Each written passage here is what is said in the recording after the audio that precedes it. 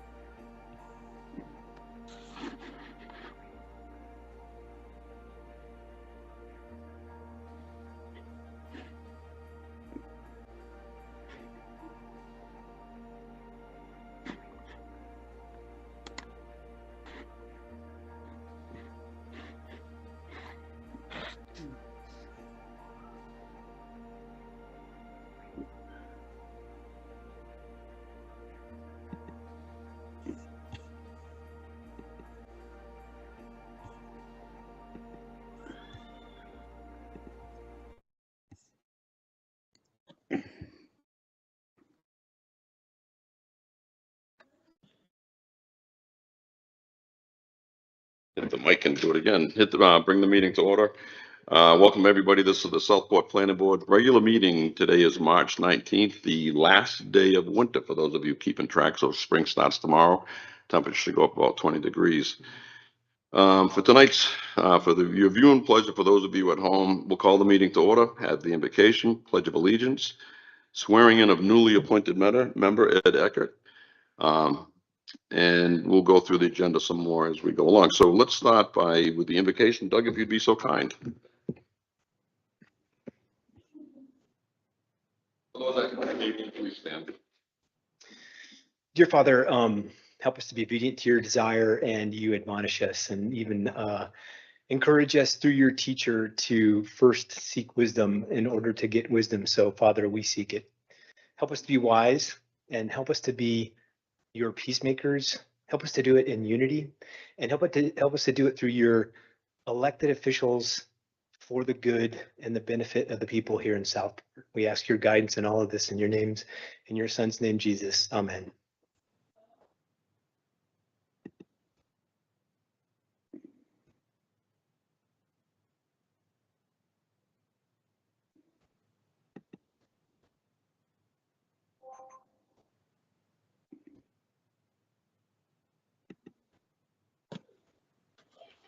So before we go over the agenda, let's swear in Ed. If we could, down, Scott will swear you in.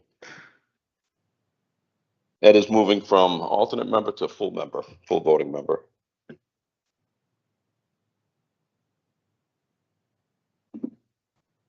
All right, Ed, put your name on the Bible and it's in your right and repeat after me. I state your name. Ed Eckert, Do solemnly swear do solemnly swear that I will support and maintain that I will support and maintain the Constitution and laws the Constitution and laws of the United of States the United States and the Constitution and laws and the Constitution and laws of North of Carolina, North Carolina, not inconsistent therewith, not inconsistent therewith, and that I will faithfully discharge and that I will faithfully discharge the duties of my office the duties of my office as a member of the Southport, North Carolina Planning Board. as a member of the Southport, North Carolina Planning Board. Help me God. So help me God. You are now. Thank you.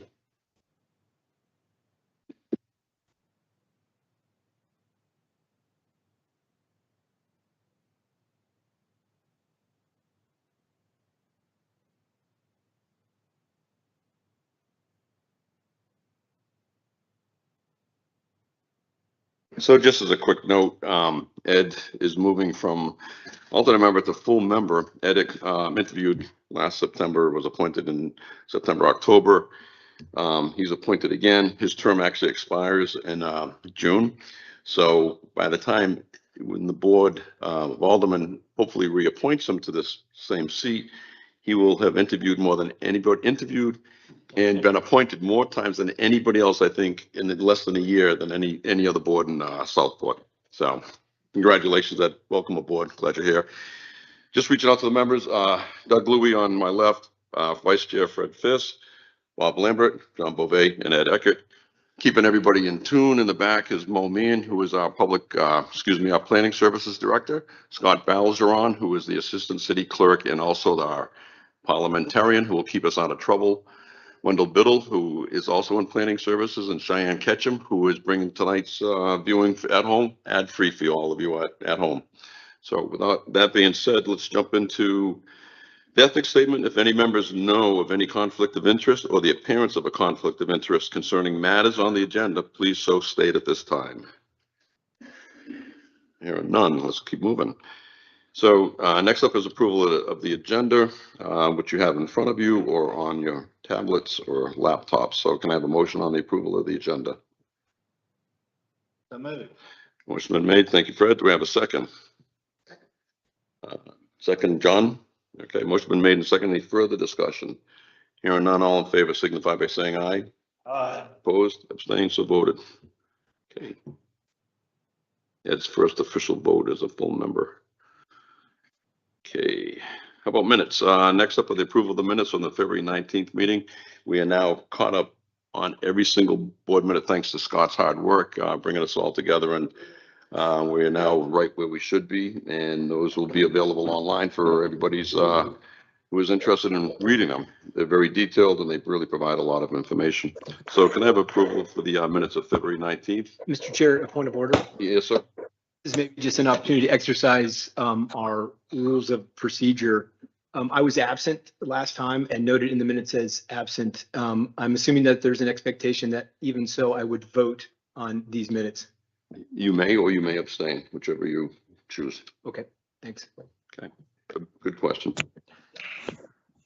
So that being said, anybody have any, do I have a motion on the minutes of February 19th, please? I move to approve the minutes of the February 19th regular meeting minutes. Thank you, Bob. Do I have a second?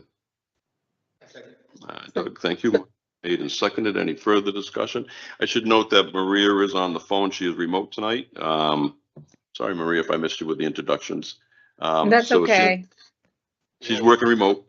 Motion been made and second. Any further discussion? Hearing none, all in favor signify by saying aye. Aye. Motion carried unanimously. Thank you. Matt, Mr. Clerk, anybody have public comment tonight? No, sir. No one signed up. Awesome. Thank you. Old business, rules of procedure.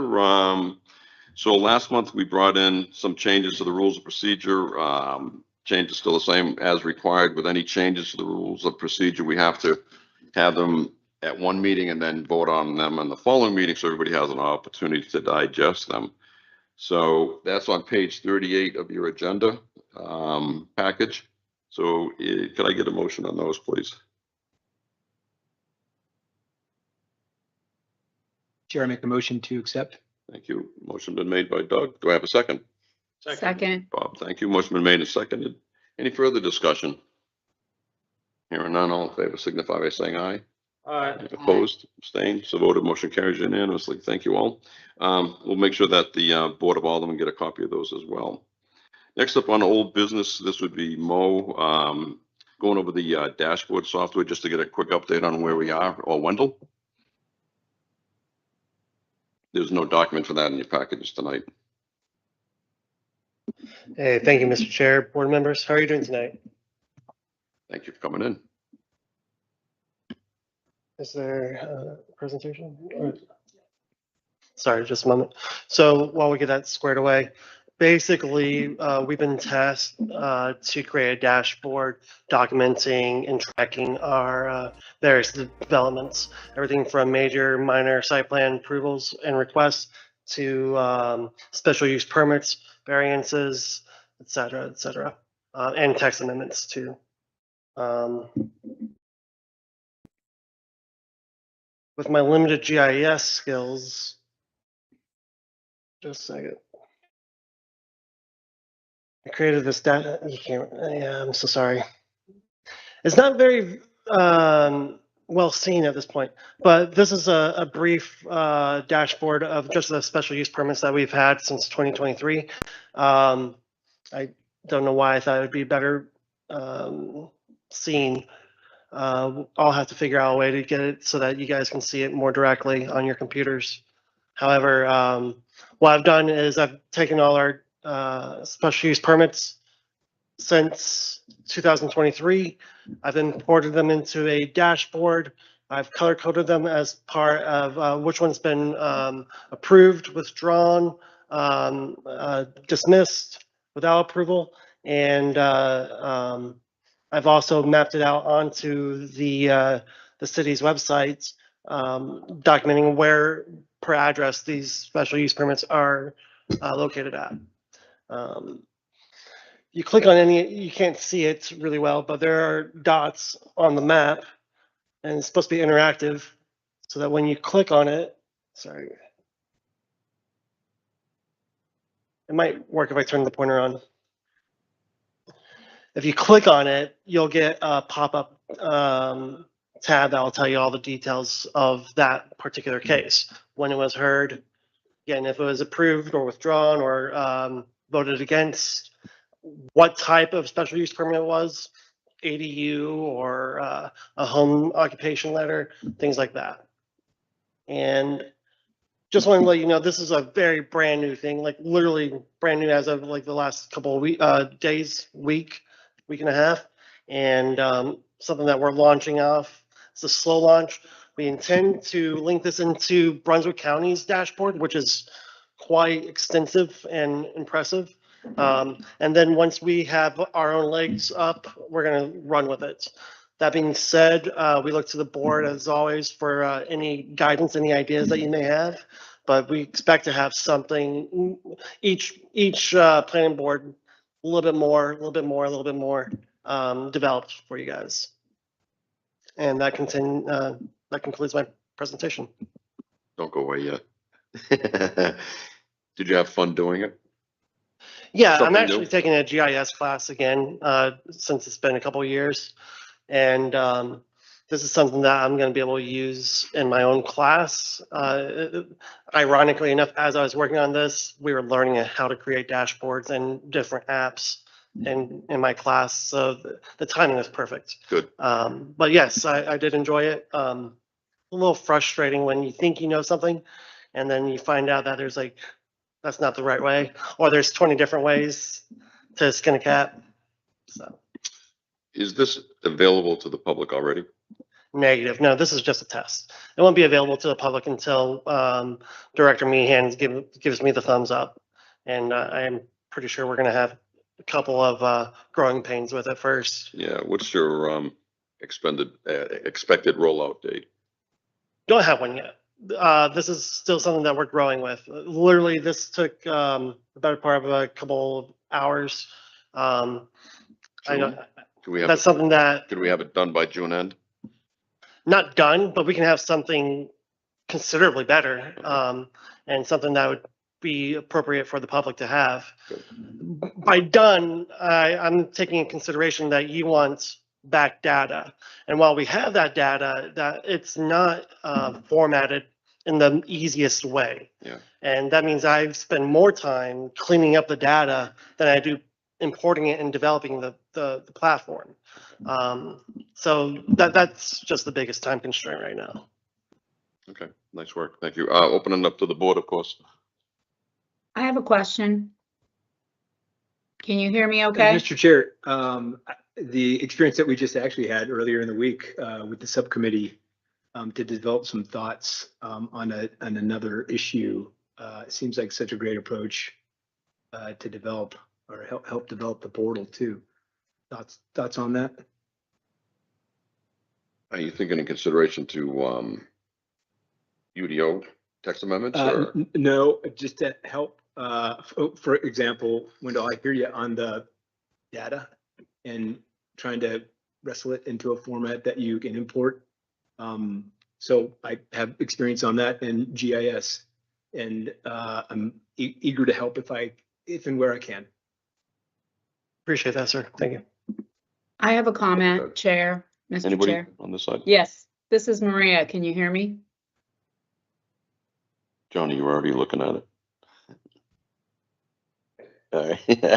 I could see the map. I wasn't sure. Maria, any thoughts, questions, comments? Yes. Can you hear me okay, Larry? Mr. Chair, can you hear me? I think you're on mute, maybe.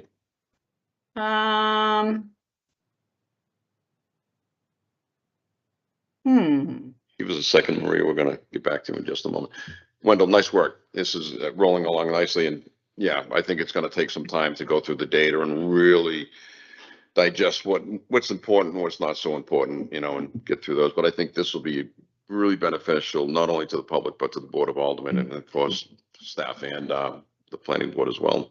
So. Appreciate that, sir. Yeah, just to reiterate, we're trying to model ours after Brunswick counties right now. That's the model that we want to try and emulate. So if you haven't had a chance, I highly recommend you just go to their planning website and check out their dashboards. They have two of them, one for commercial, one for residential.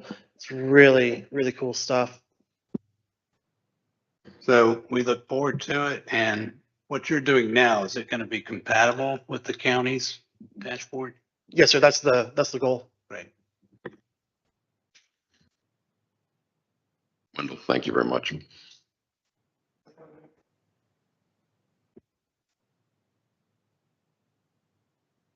Did we lose Maria? Can you hear me?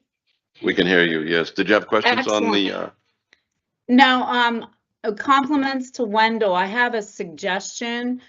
I think as you move forward, instead of just approved or not approved, I think it might be helpful from a fiscal year basis to see the types of approvals as a category. I noticed the bands on the bottom of your chart, and they were many different colors versus the legend on the left. It would be helpful to see that data so that we know, to the point of, are we getting 50 ADUs, X number of, whatever it may be for those particular approvals or permits. But that would be my thought. I think it's very nice. And I think if it's done by fiscal year, we can do comparisons with budgets and other elements. I think that's a fantastic idea, ma'am. I can actually work on that. Not rebutting your request for fiscal year, just letting you know the way it's numbered right now, still loud. The way it's numbered right now is by calendar year. So say we're talking about variance, it'd be VAR 26 TAC, whatever iteration it is. I understand. And to change that to mirror the fiscal year would be a little bit difficult, but nothing's insurmountable, you know. Absolutely, but again, seeing the types of approvals or disapprovals would be very helpful. Absolutely, that's a great idea, and I'm definitely going to run with that. Thank you. yeah, You're what you welcome. can do is add a field to it that'll be the fiscal year. So that way, if you needed to sort on either fiscal year or calendar year, you could do one or the other. Maria's right that if you wanted to have somebody look at how much work has gone on during a certain fiscal year for budgeting possibilities, that'd be an excellent option to be able to do it. And it'll make your professor even happier to show something different. Thank you, Wendell. Really nice work. Okay, next up, new business, Southport Crossing, planned unit development, major modification of the master development plan. The way this will work is Director Meehan will give a presentation. And if the applicants want to do one as well, they're welcome to do it. This is not a public hearing, so there is no public comment on this. Also, the board's vote tonight is either recommend or not recommend to send it over to the Board of Aldermen for their consideration. We recommend to the Board of Aldermen. The Board of Aldermen have the final say on it. So, Director Meehan. Thank you. Thank you very much, Chair Ashley and members of the Planning Board. I have a presentation I'm going to go through, and it's going to just kind of give an outline of the process and their proposal, and the applicant is here, and they will be giving a detailed presentation for you, and then we can answer any questions that you may have. Didn't want to duplicate too much information for you. So as you mentioned, this is a request for a major modification to a planned unit development master development plan. This is a modification to the type and number of dwelling units within this previously approved planned unit development. It's going to also amend the amount of open space, and it adds a community amenity of a clubhouse and a swimming pool. So what is a planned unit development? So I wanted to kind of start at the beginning. I know that they aren't used as much as they used to be with conditional zoning available for people, but as it is defined, it's a development that is constructed on a tract of land of at least 8 acres of net buildable area under single ownership or approved partnership in the city limits of Southport, planned and developed as an integral unit, and consists of a combination of residential and non-residential uses on a planned unit development zoning district or within a planned unit development zoning district. So the planned unit development is a zoning district. I wanted to make sure that people are very aware of that, and it must be approved with a site plan or master development plan that shows the overall development patterns that are going to be taking place on the property. So they have to be approved together. One can't have one without the other. So, and that is the guidance of that project throughout the life of the project. So when it is approved, if there are any modifications, what is approved at the initial onset of their zoning designation, that approval remains constant with the project itself. Planned unit development are used in instances where the conventional zoning of like an R10 or a business district is really too strict. It's not flexible enough for the project at large scales. These are really used for a large scale development, and allows the flexibility for their dimensional standards and different uses that can work together, as this one, as you will see, as it has been approved throughout the years, has a mix of uses and would not otherwise be allowed without the planned unit development zoning district. And just a reminder that the zoning does not require the strict separation of uses. It's just the most common way most jurisdictions are using zoning and for many years. Again, we are moving forward with a lot of conditional zonings now, and this PUD process was prior to that in the statutes.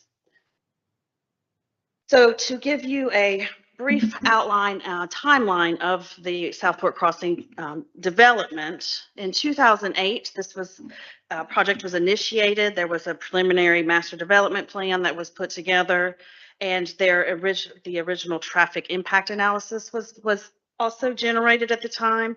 This was for a project that included the subject property, the commercial below the subject property, and 2 other parcels that were across Highway 133. So there was approximately 300,000 square feet of commercial and 324 multifamily units, as that was first initiated in 2008. Fast forward to 2014 through 2016, this property originally was within Brunswick County's jurisdiction. There was a satellite annexation and rezoning, and that's when it was rezoned to the PUD at that time. And then once the PUD was approved, that master development plan, as mentioned previously, needed to be approved, and that's when that was approved. And in 2015, after the approval of prior to the approval of the master development plan, there was a new traffic generation report that was produced and approved by NCDOT with the reduction of some commercial or non-residential square footage and dwelling units that were taken. The portion of the property was reduced, and the 2 parcels across 133 were removed during that time frame. So then we were looking then at the 265,000 square feet of non-residential and 46 dwelling units. Once those changes, everything was approved, the preliminary plat stage. So after you get your PUD and master development plan approval, you must go through a major preliminary plat subdivision process as well. So in 2017, they were granted the preliminary plat for the non-residential portion of this project, and moved forward then with the start of their construction. And so now this is what started as what we are aware of and know as the Southport Crossing site, as commercial gateway corridor that we know right now. So then in 2019, there were some changes in some of the out parcels that needed to be amended. And so the applicant came in for a major modification at that time to redistribute some of the lot lines. And also at that time, the dwelling units were redistributed as well. There were then, and this is what is approved now, so what would come through now is the approved site plan for any development as it exists is 32 multifamily units and 28 single family lots.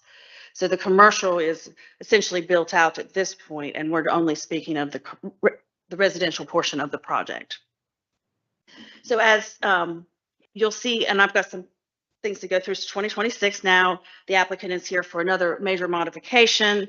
They want to change to a 130 multifamily and the other would be an addition of a community amenity, which is like the pool and the clubhouse itself. So this was submitted in 2025. They went through the TRC, got through a new site plan, and then now it's here for your review of the approval. I did want to mention that, as I had said, that the site plan is an integral part of this project or any planned unit development. So once it is developed and approved under the UDO that it is approved under, that then moves forward through the life of the plan because of the planned unit development.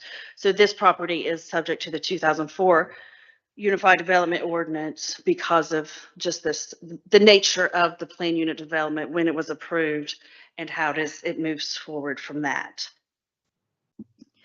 So now I will just go through some of the site conditions and some of the proposals, and then we can move forward with the more detailed project descriptions from the applicant. This subject property, as we know, is just north of the Southport Crossing commercial project that is existing. It is approximately 48 acres and it's zoned planned unit development.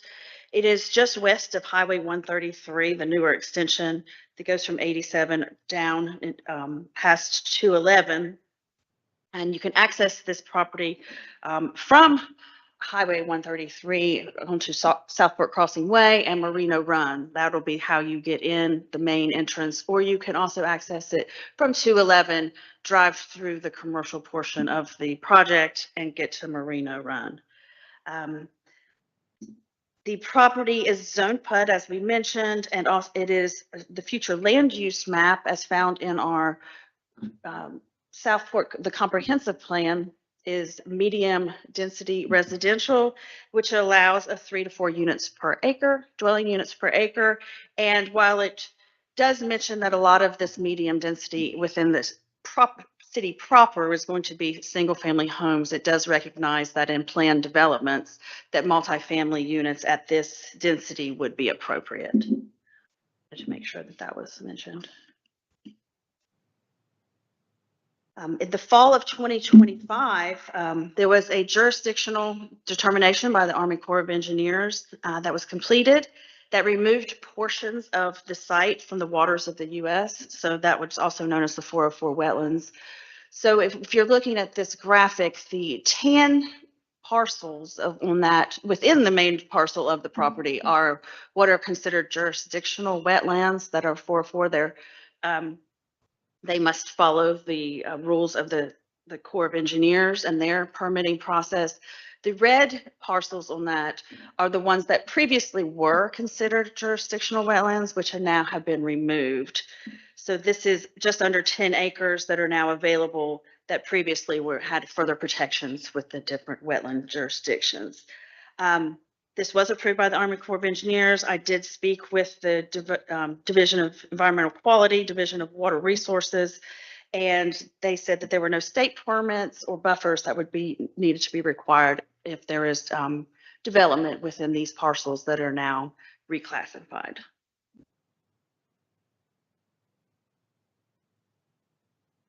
So side-by-side comparison of the existing planned unit master development plan versus what is proposed now. And I want to point out also in your staff report on this summary, there was a typo. It said it had a 3.7 dwelling units on the proposed, but it's actually 2.7. So within the narrative of the staff report and on the attachments, it states that it's 2.7. It was just in that one spot that it was a changed.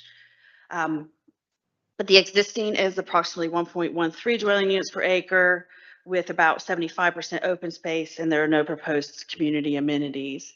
This proposal now is 130 units at a proposed 2.7 dwelling units per acre, with approximately 64% open space, and it does again include a proposed clubhouse and pool. So that has some community amenities, which are considered part of open space in the calculations.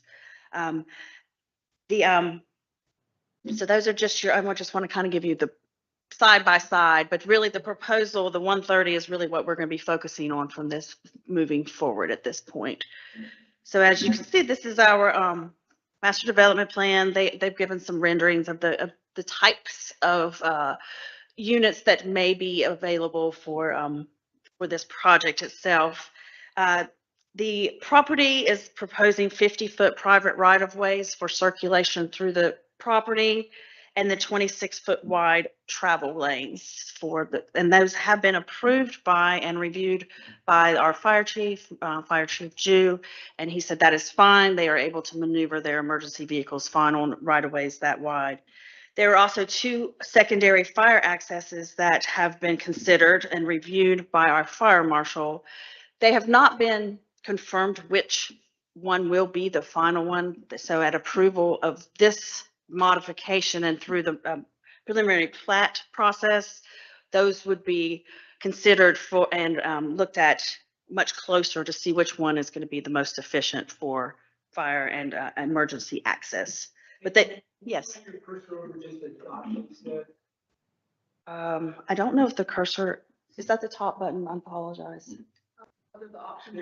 Okay, the top, okay, the first one is going to be at the main entrance. So what you can do is at the main entrance of the property, it can be a median entrance so that if they needed to, the access can be opened both ways in or both ways out only. So that is one option.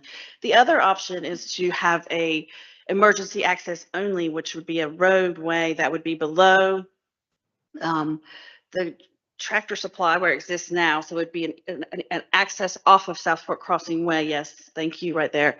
That would connect through the community center parking lot up through there. So, and that would be only an access in and out for emergency vehicles only. So it wouldn't be a secondary access for the community itself. Yes.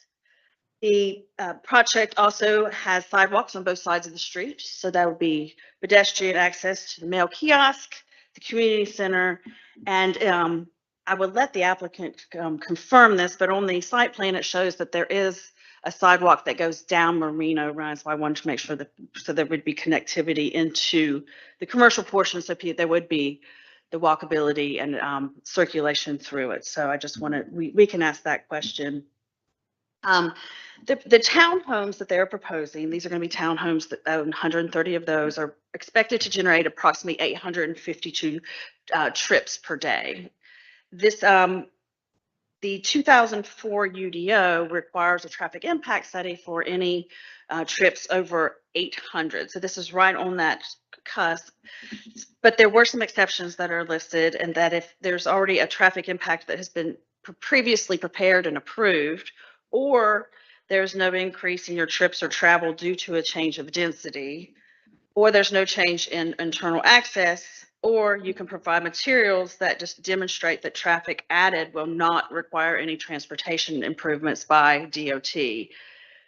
Speaking with our engineer from DOT, Mr. Hughes, it was determined that a full traffic impact analysis was not required because they met several of these different exceptions. But it was agreed upon that they would prepare a traffic assessment that would look at the existing traffic at the site, would look at the remaining 3 parcels of vacant non-residential, and then the new numbers of residential traffic that would be produced by this new development. That was prepared. It showed that the traffic numbers overall would be lower than those that were approved 2008, 2015, even with the increased residential units.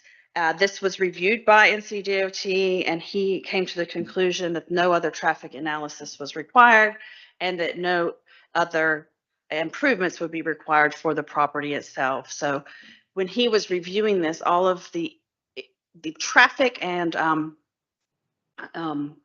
improvements that were required for circulation and the lights and stacking lanes into the properties as they are built now were built for full build out of the project as a whole, as it was shown in 2015. So those had higher numbers, and they had anticipated a build out with higher traffic numbers, like I mentioned. So all of those improvements have already been installed, and they stated that these traffic numbers will cover, or will be covered under the improvements that are already existing in the property. So.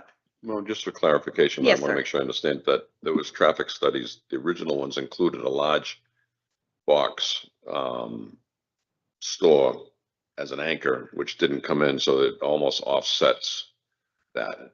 Yes, In a sense, right? and they were anticipating a lot higher intensity uses Yeah. also. So there was one larger facility, but also some of the uses that they were anticipating were much more intense in use, which would generate more traffic than those that actually have been established at the commercial site. Thank you. You're welcome. So that is the conclusion of my overview. I just wanted to give you the basics of everything. I know that the applicants have a very, very good presentation put together that I want them to be able to go through things with you. Brad Schuler and Allison Engelbretson are here from Paramount Engineering.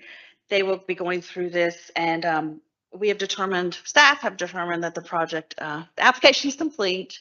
It is eligible for review. It is consistent with the comprehensive plan, and it appears to be consistent with the 2004 UDO. And again, I wanted to reiterate that this is just the big picture.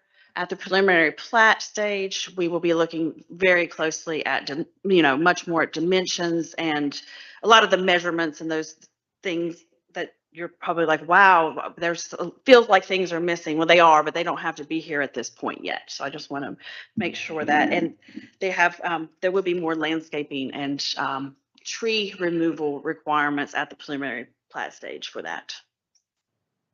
Question low, assuming this goes back to 2008, the guidelines for tree ordinance, there is not one at that time, right? There is mentions of things, but yes, it is not like what we have currently in the UDO, not at all. It talks about making sure that if you do construction around trees, that there is protection, but to the extent of what we have now, no, it is not the same. But that they could choose to follow our current ordinance if they wanted to. They could, yes, sir. Yes. Thank you. I'll turn it over to the applicant at this time.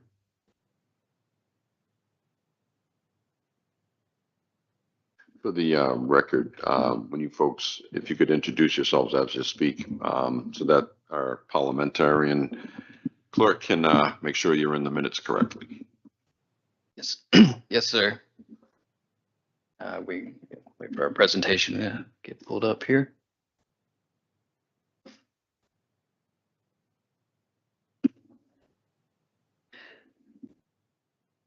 Thank you, Mr. Chairman. My name is Brad Schuler. I'm a land planner with Paramount Engineering. Also joining me from Paramount are Allison Engelbretson. She's a land planner and landscape architect. And Tim Klinkscales is a professional engineer. We are assisting the applicant, Edgehill, who is represented here tonight by Tyler Covington. And we are seeking to modify the residential portion of the Southport Crossing development. So highlighted here is the subject property. Again, it's part of the overall Southport Crossing development, which includes the Lowe's Food Shopping Center, Tractor Supply, and several out parcels that are adjacent to the intersection of 211 and 133. The rear portion of this development has been planned for residential housing, and at one time it was actually planned for 324 multifamily apartments. Shown here is the existing conditions of the site. Please note this map's been rotated, so NC 133 is at the bottom of the screen and the commercial components off to the left. What is making this proposal possible is that the most recent jurisdictional determination that was issued by the Army Corps of Engineers indicated or determined that that wetland pocket above the Tractor Supply is not jurisdictional, thereby allowing that area to be made available for housing. And that is what we are proposing with the master plan. So as you can see, most of the townhomes are clustered in this area. This plan still preserves the jurisdictional wetlands on the site, and it provides for open space in excess of what is required by the code. So in total, about 64% of the site will be open space, and that calculation did not include the amenity area nor the stormwater ponds. This plan was reviewed by the TRC and overall complies with the applicable standards at this time. And we do understand that if this proposal is approved, that will have to come back with fully engineered plans for review and approval during the preliminary plat process. Here are some photos of the site. So this is the dirt path that goes back from the tractor supply. Off to the left is where the majority of the townhomes would be constructed. This is a better picture of that area. So as you can see, the vegetation that's on the site is mostly underbrush vegetation, and there's scattering of younger pine trees. So you're not going to have your large live oaks and trees that a lot of people have concerns about. Shown here are just examples of the product types and architectural style of the townhomes. This is a possible one-story unit here consisting of 2 bedrooms. This is an example of a 2-story building type with 3 bedrooms. All the units will include a 1 or 2 car garage. Here's an example of the amenity, which will include a pool and clubhouse. They will have a fitness center, leasing office, and mail facility as well. As for the traffic impact, the proposed townhomes are generally considered to be a low trip generating use. And they would generate less than 100 trips in the peak hours, so about 60 to 70 trips in the AM and PM peaks. There is an approved TIA for the Southport Crossing development, which was conducted when the development was initially being proposed several years ago. That being said, we did engage with a traffic engineer, and we met with NCDOT to determine if any additional traffic studies were warranted for this proposal. As Mo mentioned, it was determined that a new traffic impact analysis would need to be prepared to compare the existing development within Southport Crossing to what was previously studied and approved by NCDOT.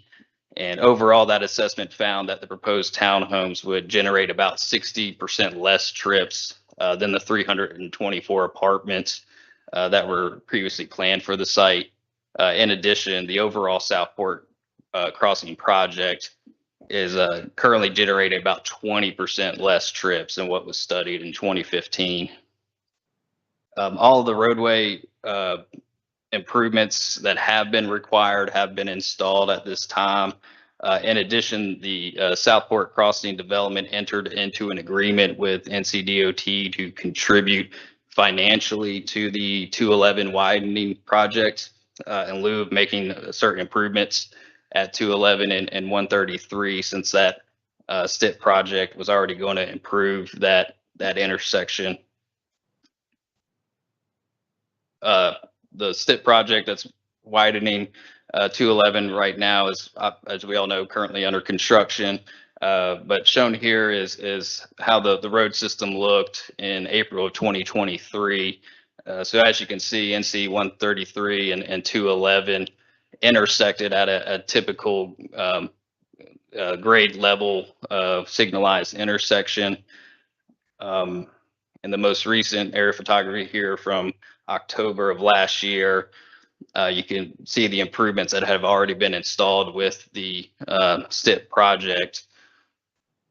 So NC 133 has been approved to be a flyover going over 211, which removed that signal at that location, allowing for better vehicle movement at that location. Also, Old Long Beach Road was improved and extended to 133, connecting to one of the entrances to Southport Crossing. We did reach out to NCDOT, and they confirmed that the widening project is currently scheduled and expected to be completed in the summer of next year. For this project, we anticipate the earliest COs, which would be issued for the buildings, would be sometime in 2028. So by that time, we expect the 211 widening project to be completely finished. Can I ask a question? It's a slightly off topic, but you may have insight into it. Yeah, Chair, sorry, can I rest? Good. Where 133 intersects 211, and then my eyes are traveling to the west on 211 towards Oak Island. Do you know if there's ever going to be an exchange there that allows traffic potentially from this site to merge onto 211 without having to proceed across 211? Is my question. Anybody have any information on that? I'm thinking in my imagination, there's something like a modified clover leaf or something, because it sure doesn't look like that's happening now or is been designated to happen. Does anybody know or have an idea? Okay. Sorry. Not to my knowledge, sir. To access 211 from Southport Crossing, there's an access at the pharmacy there. Now that's a right in, right out, left in access. You would also need to go to the signalized access by the Tractor Supply, and likely head down Long Beach Road and then take a right or left onto 211 at that point. So the most efficient path from the proposed community to Oak Island would kind of end up going by Lowe's Hardware. Does that sound about right to you? I believe so, yes. Yeah, you would go straight through there. Is that, I'm looking at. Yeah, you would need to go by Lowe's. You'd take a right onto the highway. Yeah, but isn't right now, maybe I'm getting a little confused. There's Lowe's right at the intersection. Can you take a right there? You can.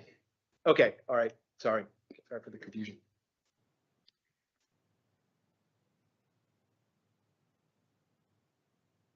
Mo went over this in her presentation, but the comprehensive plan classifies the site as low to medium density, which allows for or recommends 3 to 4 units per acre. Also notes again that attached housing would be potentially appropriate in planned developments such as this one.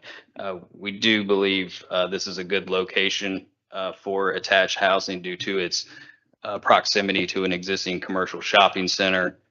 There's also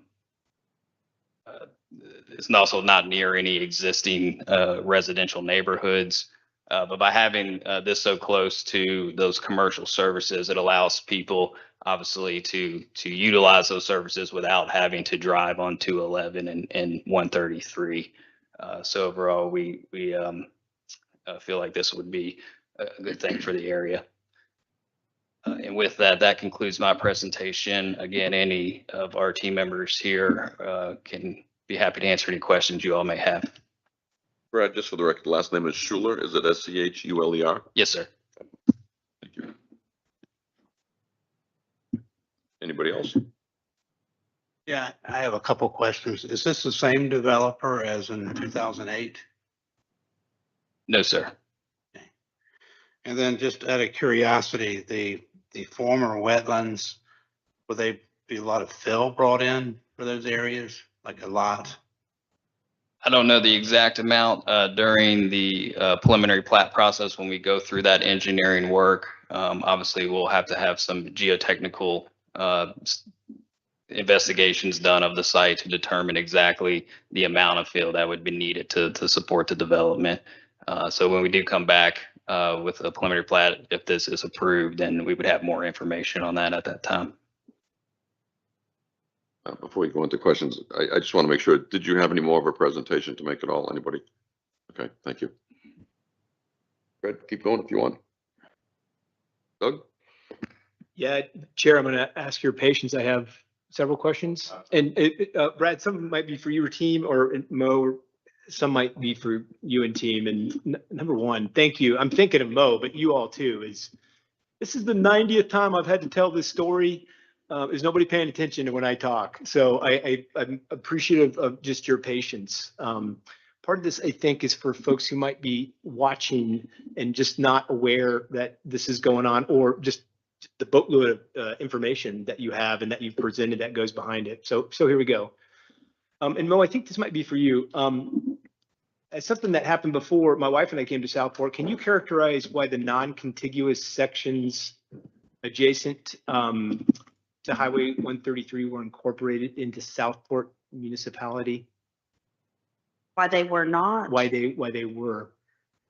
I think at some point they were not part of Southport, and then they became part of Southport. The parcel we're speaking of today. Yes. Yes, correct. They Yeah, have, they the were. one on each side. I mean, they're non-contiguous with what I think of Southport. So if I were a noob, wow, what brought that on? What were we thinking?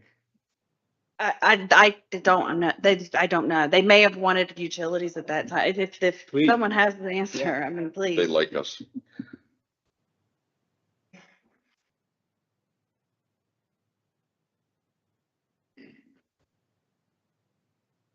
My name is Tim Clinkscales, Paramount Engineering. The question you're asking, why is the properties across from each other annexed into the town? Yes, they weren't before, and now they are. Why? What's the There interest was of people Southport? There's two, it was the same owner, and then 133 went through the middle of them and split the property. That was the first thing. Second thing is when Southport was talking about doing their own sewer versus going back to the county and Southeast Brunswick. It's the Bermuda Triangle of sewer right here. All three of them sit like right here. And so in order to get sewer, it had to be annexed into the town. And then after we got annexed, then they gave the sewer back to Brunswick County. Thank you for that. I'll continue. The issue that I think, and Brad, I think you proposed that energize this modification request was the Corps of Engineers removal of the protective jurisdictional determination. Yeah, okay. Thanks. The essential, and when I'm looking at it, and I'm eager for you guys to add or change. When I look at it, it looks like the essential aspect of the request is an increase in the number and density of housing units from 60 single and multifamily units to 130 multiple family or townhome units, and a density of 1.13 units per acre to 2.7 units per acre. That is sort of doubling down. Am I missing something?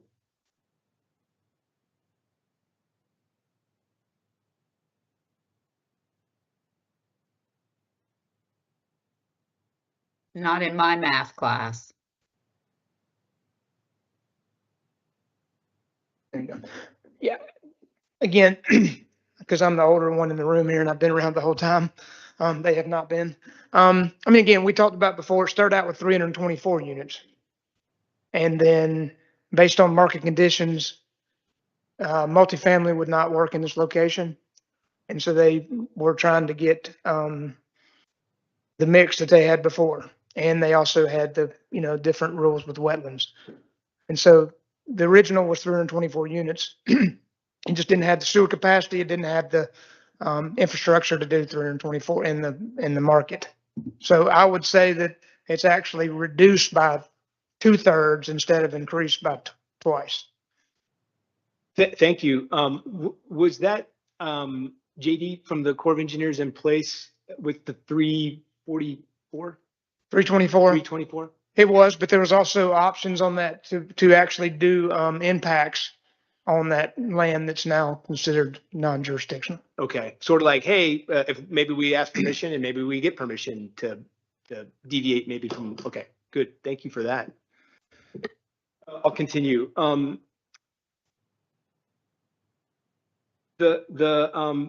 Mo, in your last slide and sort of represented too, Brad, in one of the slides you presented, the site plan, which is dated 11 February 2026, indicated in the left margin that the maximum unit density is 6 units per acre. That value comes from where? That's the maximum density for a PUD Okay. that you're allowed to have. Okay, good, thanks. On page 65 of the agenda, the last line states that the approval of the PUD was under the 2004 UDO, and therefore some of the existing UDO provisions are not applicable to the development or proposed changes. So maybe, I think this is Mo, this is you. Could you add some clarity to this note and characterize the most important issues that wouldn't conform to the current UDO standards? And I'm going to add on to this. I'll repeat that.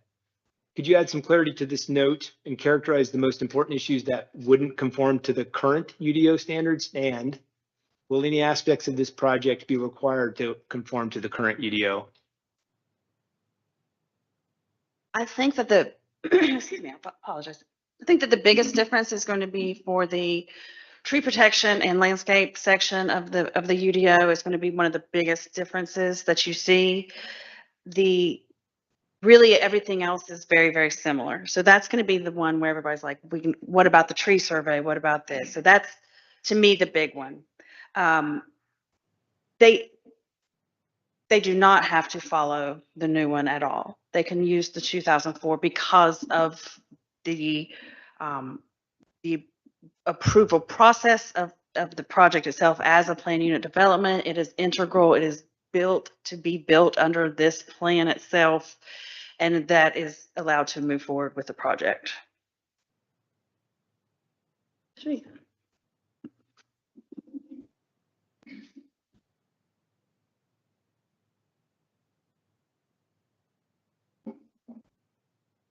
My name is Allison Ingebretson. I'm with Paramount Engineering. Yes. Allison, just for a second, could you spell that, please? So I can. It's ENGEBRETSON.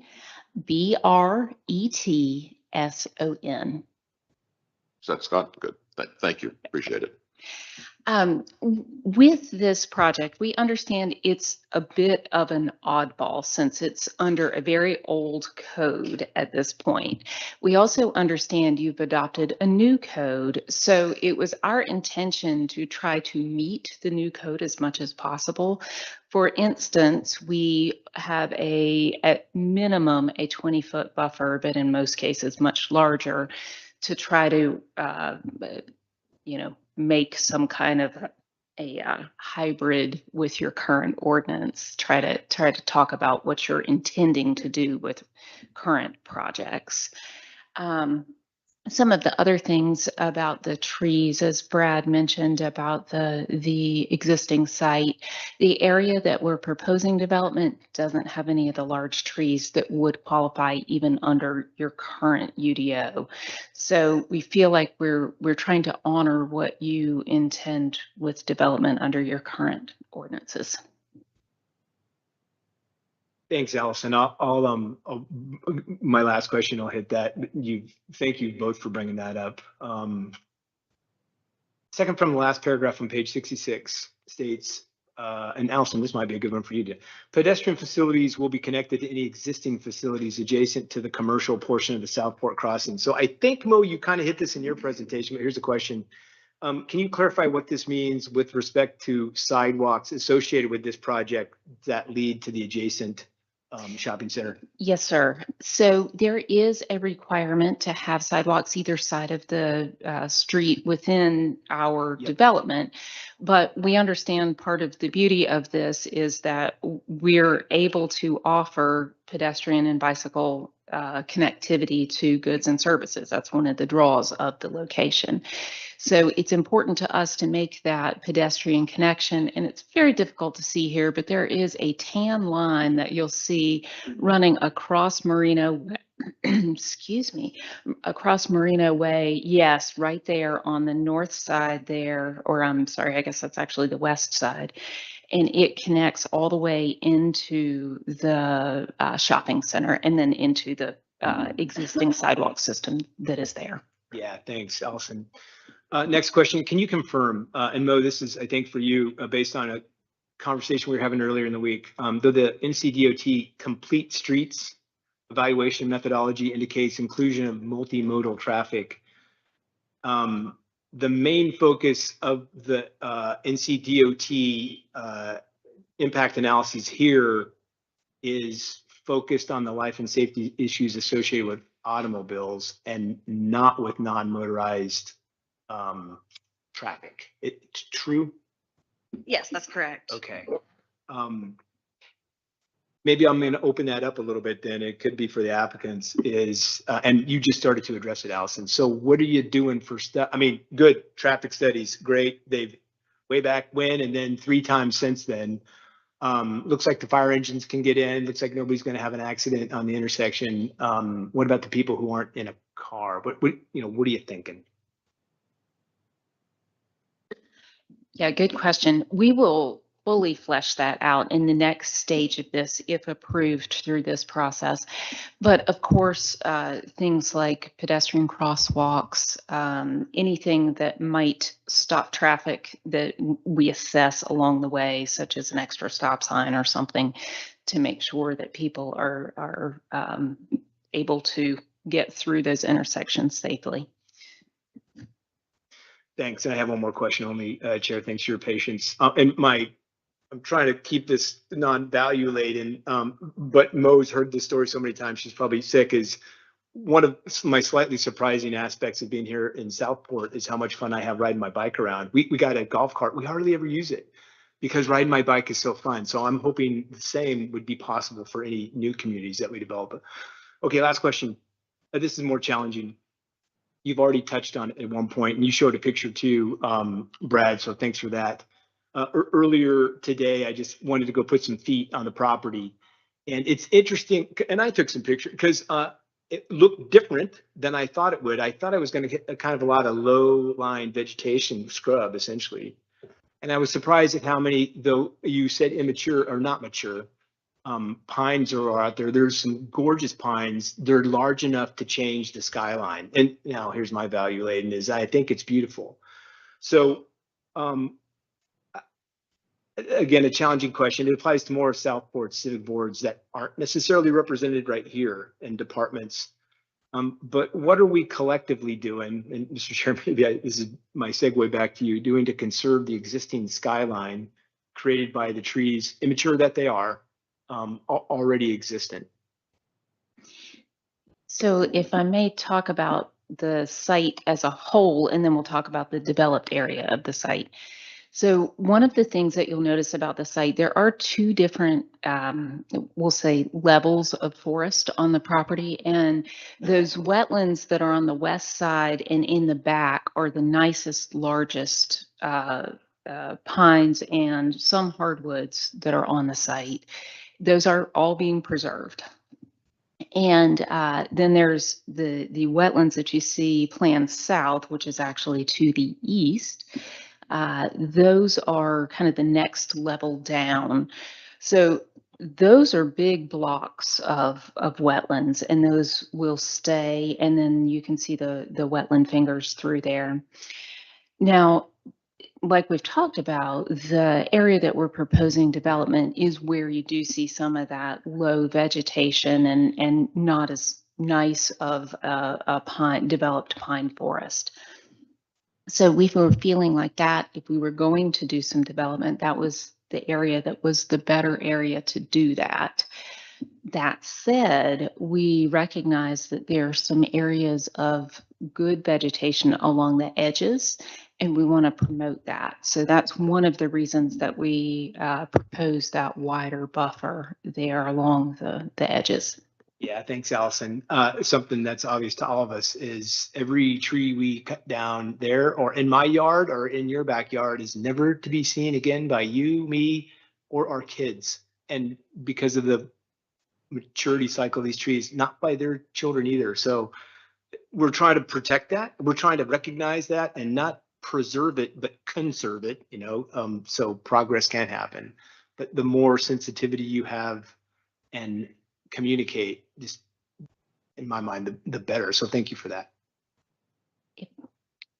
If I may add to that too, while not every tree can be saved on the site, since we are proposing development, we are proposing to put new canopy back, and not necessarily just what's there today, to make it a more diversified and hopefully healthier ecosystem in that area. So I offer that too. Fred? One last question. I'm imagining the county stop on applications for sewer connections is going to impact you. The elephant in the room. I think based on the time frame that it obviously depends on the will of our developer here, but based on the time frame, I do not believe it would slow down the process. I mean, we're still, 9 months out before we'd submit for any permits for the site. And we do have capacity in the pump station on site, and without upgrades. So, I mean, obviously if it lasts years, then we have an issue, but, based on our cycle, we believe it'll be hopefully cleaned up to a certain extent before we submit for permits. If I could follow up on that, just out of curiosity, so when you had your original site plan done back in 2008, you must have had a certain capacity that you had reached out for sewer connections. Wouldn't that carry over to what you to today, or has that already been exceeded? And I'm not trying to be a proponent or no, these are good questions. I mean, yeah. the county doesn't want to, I mean, they did on 211, but that's a whole nother point. But a study was done for the whole area that drains to the pump station, but permitting was only done for the shopping center portion. Because the back didn't have, the detail level that it needed. Thank you very much. Appreciate it. Fred, any other? Maria, how about if we turn it over to you? Thank you. I think that this is terrific information. I have a couple process questions.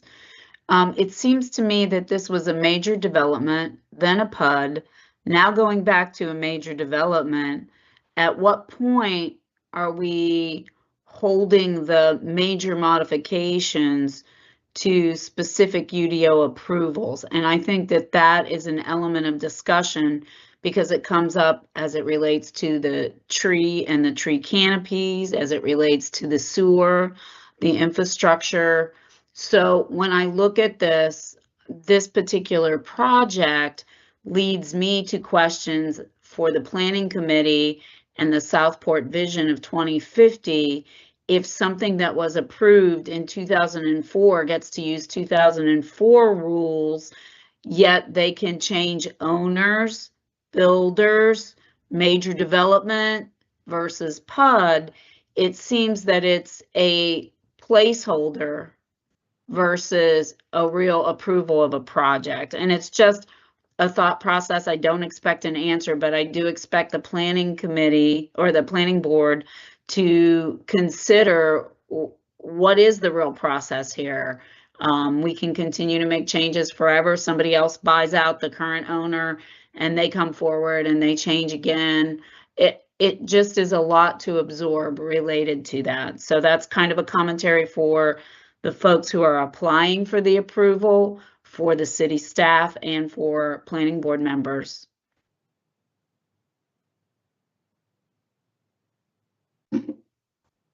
Thank you, Maria. Mo? Yes, thank you. I would like to just have some clarification. I want it to be very clear that this property has always been zoned and approved as a PUD. So the zoning is planned unit development. So I think that, and there was not a master plan. That was just kind of the overall, this is kind of our grand plan before that they were rezoned as a PUD. They were just kind of going through, what do we want this to be? So it has always been approved as a planned unit development with the required master development plan that must come as a package together for the rezoning. So I hope that helps, Maria. And if you have any further questions, I mean, I'm happy to discuss it more now, or we can get together later, but that's really where this is coming together, that it's the zoning as a planned unit development is where this is coming from and it stems. So it will, Mo, it will remain a planned unit development PUD and not a major development site. Is that correct? That's correct. So the zoning will always remain planned unit development, but it must go through a major site plan or a major subdivision to get the lots subdivided. So yes, it is always going to be a planned unit development zone. And you must have your master development plan, which is what they're coming forward now for the modification.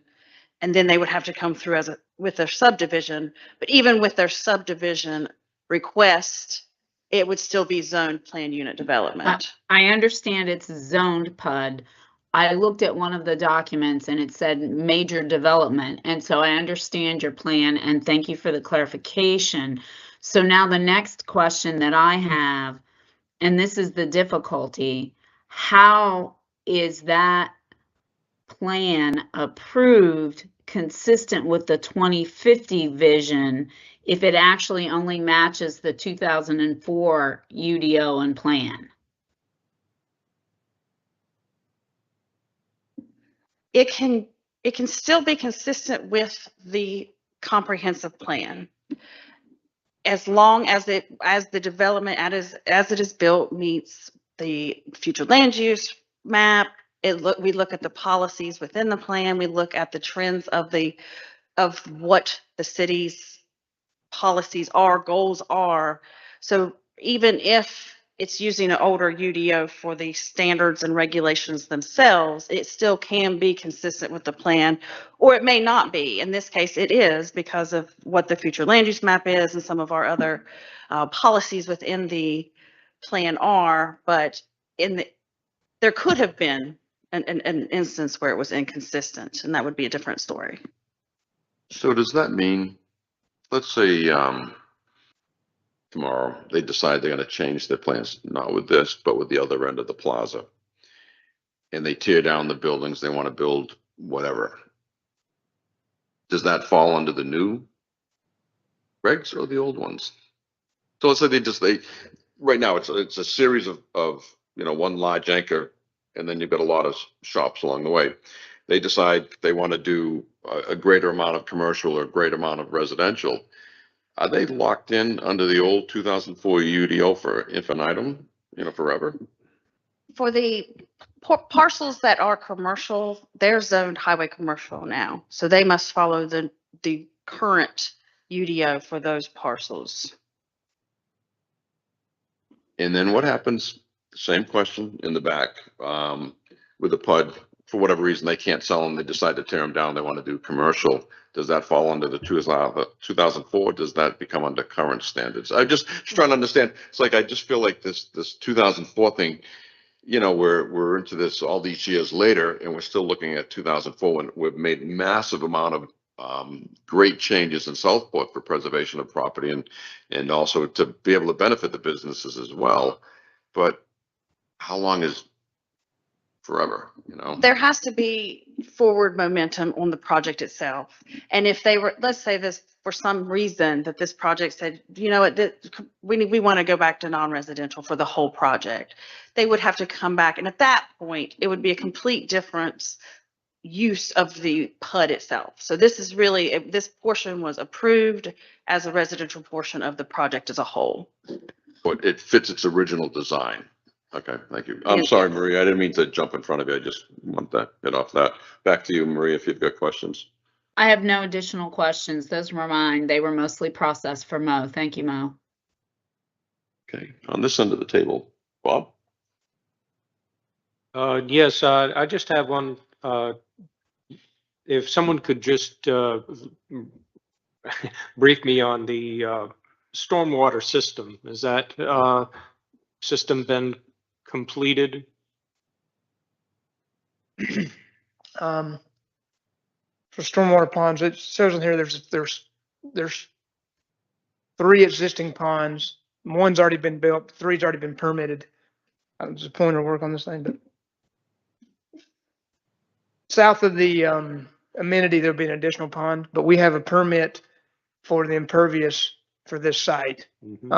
We're adding the additional pond for additional storage, but we have a master permit for this whole site that ties into the collection system.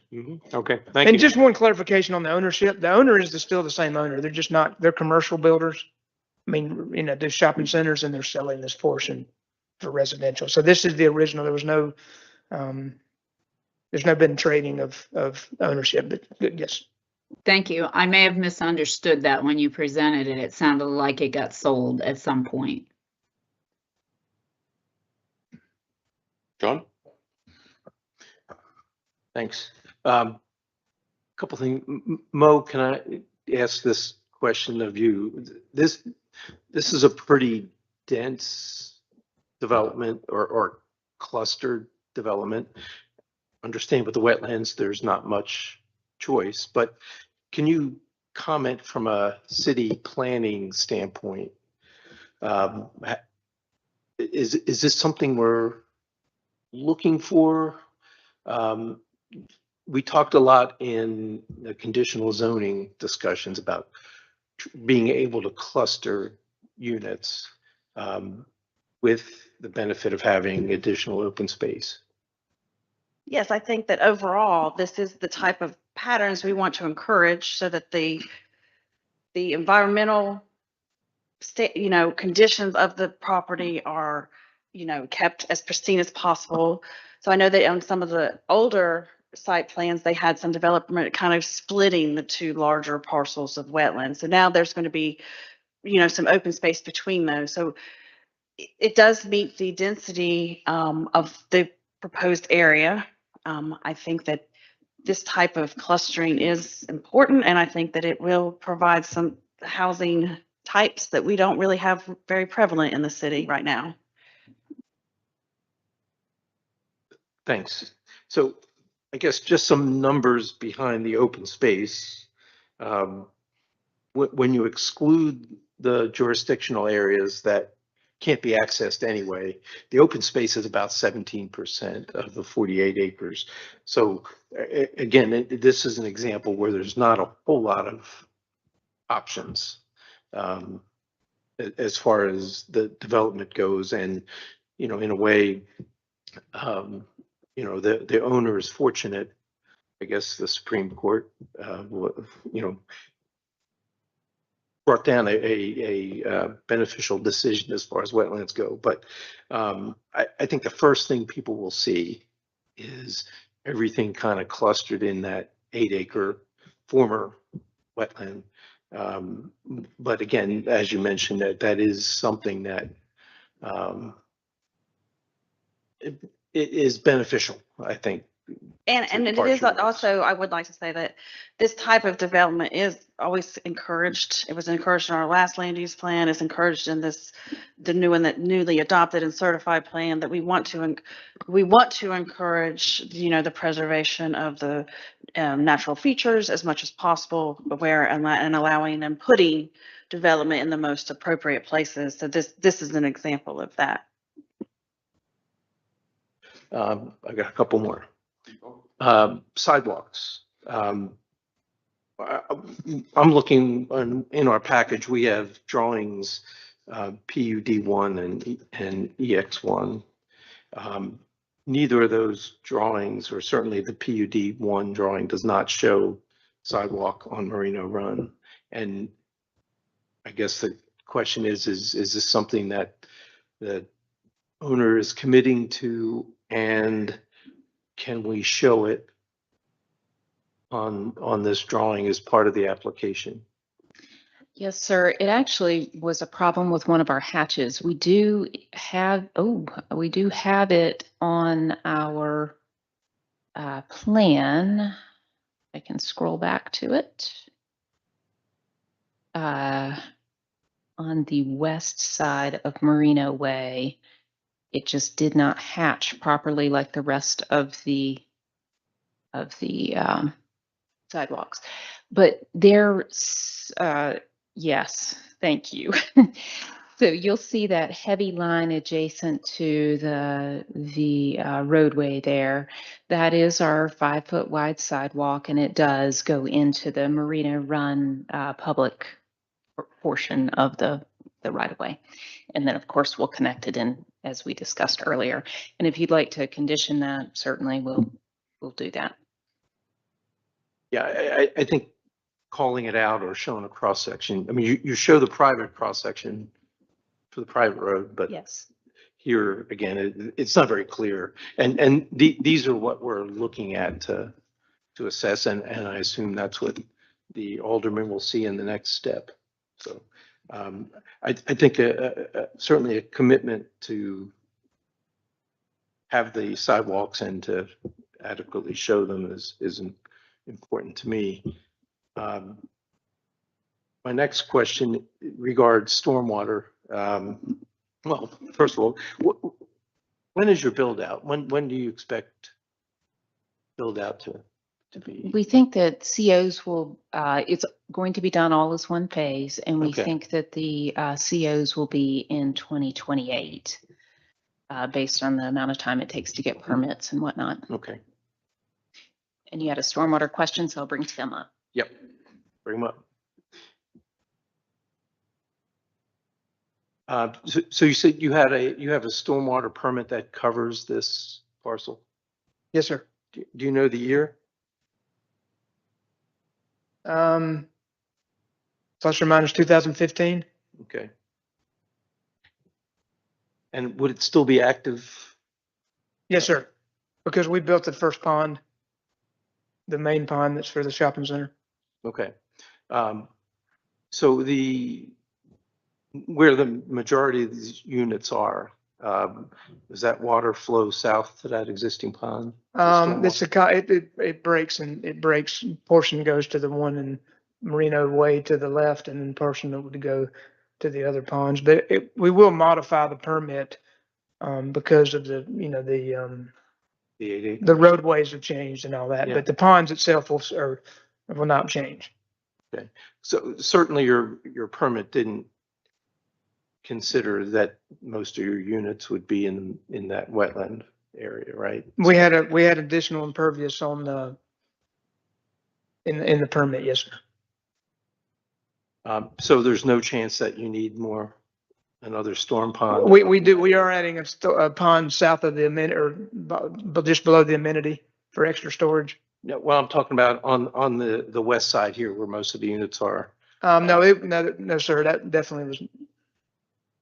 That main pond will not have to be expanded. Okay, so it's going to the main pond. Again, it will be split. I don't know what I don't remember exactly where the split is, but we are not adding additional impervious to that was permitted before to the pond that's built today. Do you know what the impervious surface was? I know it was asked in the TRC. I didn't see it. I'd have to. Is it on the plan?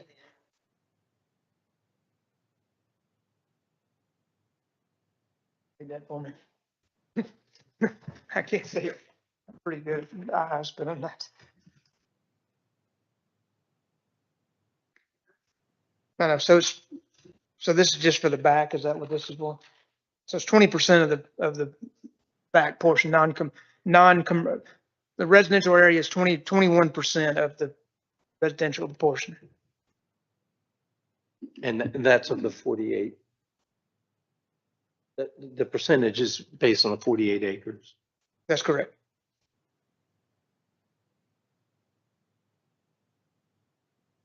So by using a 2015 DEQ stormwater permit, you won't be looking at the current Southport stormwater regulations? We will have to. I believe we'll have to. We have a Southport permit as well for this site.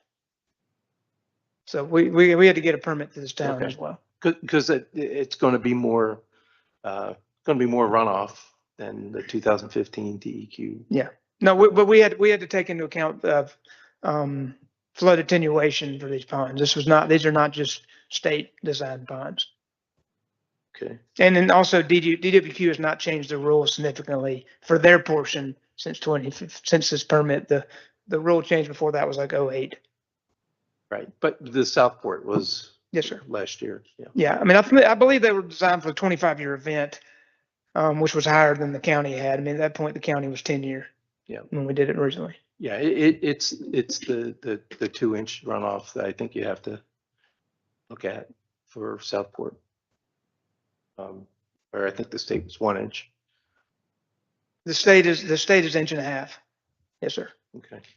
I mean, I'm gonna have clarity on that. I don't believe that the town, it's flood attenuation. I mean, I don't believe that they can do regulations higher than the state when it comes to water quality. So I don't know if that's in there. That's the first I've heard in the code. We've done other projects. I've never been dealt with a 2-inch storm. We have to do 2-year, 10-year, and 25-year for flood attenuation, not for the 1.5 storage. That's, I mean, those are two different, I mean, just to make sure we're talking about two different, part of stormwater here. Well, no, take a look at it. Okay, I don't believe Yeah. that's, I mean, I think, I'm just saying, I think that there's a rule in the state that they can't be greater than the state requirements. So just on that Okay. portion, sir. You got any other questions? Sorry. No.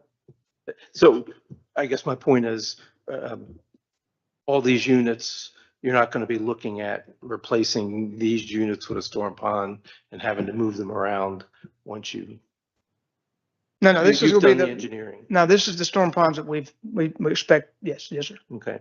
And just a minor note here, as a longtime plan reviewer, your northern storm pond is encroaching in the wetlands. So you have to kind of scooch that back a little bit on PUD 1. But anyway, that's all I have, Larry. Thank you, Yes, John. sir. Ed? I have no further questions beyond what had been asked already. Okay, thank you. While you're standing there, just a quick question on the stormwater. With the pond, the way this was designed, and I understand that's a former jurisdictional wetland, was there an overflow from that pond? Was the overflow going into the former jurisdictional wetland? It was having, unfortunately, I mean, it had to actually be piped to 211 Really? based on the, For the overflow? yeah. Okay, So it had to be a pipe. So that's why the pond is the size it is, because it has to handle more flow, because we can only put like I don't know, 36-inch pipe probably going out to 211 in that ditch. well, thank you, appreciate that. Allison, I've got some questions for you. I'm thinking about green trails and things like that. Are there going to be greenways designed into this as well? Yes, sir. You'll see on this illustrative, we have the label park in a few spots, and those are mostly linear parks. And yes, we do plan some trails and more nature-related activities back there. Maybe not necessarily hard sidewalks, but something where people can connect through. Okay.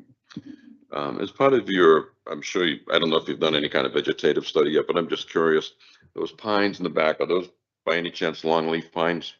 It's a mix. This site is mostly a slash pond and some loblolly pines. There are longleafs out there, though. They're a bit sporadic, but yes, they are there. If you could make a point of preserving those, that would be great. How about any Venus flytraps or pitcher plants or other items like that? We have not witnessed any, and we also had an environmental study done on this property, and nothing came back as an issue. Okay, great, thank you. I don't know if this is you or not, but I'm just a little curious. It's really not a planning board thing, but I'm going to ask anyways. So I'm looking at the way this is contained, and not everybody rides their bike and not everybody walks. Some people use golf carts in the city, although Doug has one but fails to use it. Are you going to be able to allow golf carts? Because you're going to be surrounded on roads that are not going to be allowed on. But I'm just wondering, are you going to have golf cart owners driving around in the plaza? This is a completely off the wall question, but I can't imagine. I guess the question is, will you allow golf carts in that You know, we have not discussed that. Perhaps I could bring up the developer to talk about it. You don't have to. I'm just looking at this going, I just can't imagine a whole bunch of people driving over to the shopping area to fill up with groceries and ride back. I suppose it could happen, but it would be at their own risk. I imagine that they would need to be street legal golf carts. They would anyways, yeah. Because it is a public road there on Marina Way. Right. I don't know what the laws are when it comes to the shopping center. So I know they're not going to be able to go out on 133 because of the speed, and the same with 211 and all that. Yes, exactly. That was just one of those questions. I was just looking at it going, golf carts. Now we're going to be talking about golf carts. Yeah. So on that same idea, I was a little concerned when I was looking at the plans and the sidewalks versus the road versus the parking that's in the units themselves. Some of them, I always think of, everybody's got two cars at least, and there's an R in that word for car, or automobile, if you want to call it that. I'm always concerned about the vehicles parking across the sidewalk and blocking the sidewalk. So, and the same idea goes if you don't have enough parking spaces, people are gonna park on the street. Got a 24-foot wide road, and I was reading through the technical review committee, and the fire marshal said, yeah, the road is fine because it's gonna be, allows for a 20-foot width for a fire vehicle. Will you have any kind of conditions or covenants in there so that you won't have any on-street parking? Yes, sir. That was something that we talked about. So there are a couple of things that we've designed into this plan that I hadn't pointed out previously, so I appreciate the question. We do have visitor parking spaces and overflow parking spaces. About 25% of our parking is over what we're required to have so that we can provide, if friends come over or there's an extra car or something like that, it can be more easily accommodated. Certainly there will be covenants and things put in place for the elimination or the prohibition of parking on sidewalks. That's something that we talked about with fire. And also your comment about the not parking over the sidewalk, that's something we're very cognitive of, especially as vehicles get larger. We make sure that we have no less than a 20-foot space outside of that sidewalk. Anytime we can, we do a larger driveway space. And then, of course, we also have garages on each of the units. Okay. And I noticed on the, and I realize these are just in pencil drawings, but the one on the very corner, when it was zoomed in, you could see that there was not going to be enough room for half a vehicle on the, it's when you first drive in, and it's on the one on the left, but I'm sure the design will allow for it. I think it looks terribly short because Yeah. all the other driveways are so long. Right. I can guarantee it Okay. is over 20 feet. Great, thank you. Let's see. Just a moment, just to make sure I've hit everything. The sewer line, lines. I think that's it. The big idea is this is not going to be a gated community, correct? No, sir. Okay. All right, that's all I have for the moment. Anybody have any other questions? Any thoughts, comments? Okay. Did you have any questions for us at all? I don't believe so. Thank you. All right, thank you. Thank you for coming in too. So with that being said, if there's no further questions, our role in this is to make a recommendation to the Board of Aldermen to either approve or not, or to deny it, or if we have more questions, we can also table it for the next meeting. Doesn't sound like there are any further questions on this. This is pretty clear cut. Mo, I just wanted some clarification on the consistency plan, and I think Maria brought this up too about the city's 2050 comprehensive plan. This still follows that plan because of the housing stock and the design and density. Okay. Chair, I have a question. Just popped up. Absolutely. Some leased communities have parking areas designated for boat trailers, recreational vehicles, things of that nature. How will they be accommodated in this community? Or not allowed? Not allowed. Thank you. Great. I'll entertain a motion on this to, what's the board's pleasure? Seems to me the motion would be to recommend approval of this, or recommend this to the Board of Aldermen for approval. Because I don't hear any questions. It seems to follow all of our requirements, even if they were from 2004.